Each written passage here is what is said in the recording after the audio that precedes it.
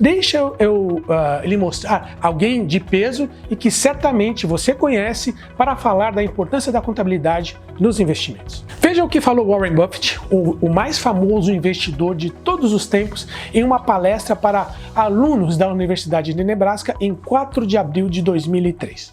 I learned here, but I learned a lot, but the most valuable was accounting, and we had a wonderful professor named Ray Dean.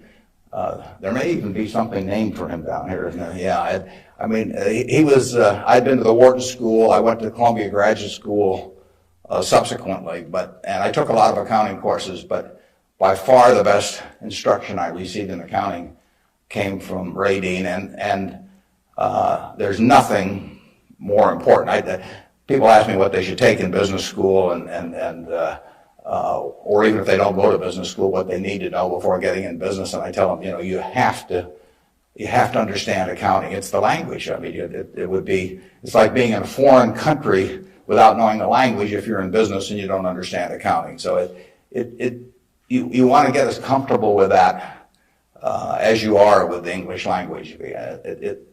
It's made me a lot of money because I listened to what Ray Dean had to say 53 or 4 years ago, and have been able to understand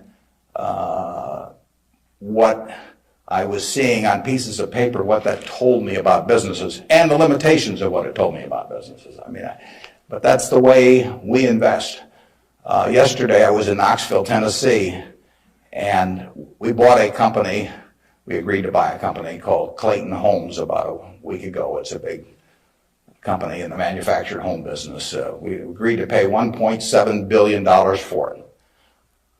I made that deal over the phone without ever meeting the people there, but I had seen enough through reading 10Ks, 10Qs, annual reports, but looking at figures, what they tell me in terms of the kind of people even running the place, the kind of accounting decisions they make and so on.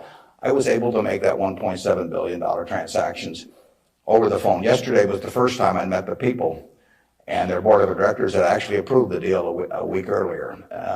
So it's, I couldn't have done that if I hadn't have, I had a great time at Ray Dean's class 53 years ago. So if I'm going to tout one thing, aside from this particular leadership class, of course, if I'm going to tout one thing, I would tell you that get comfortable with it.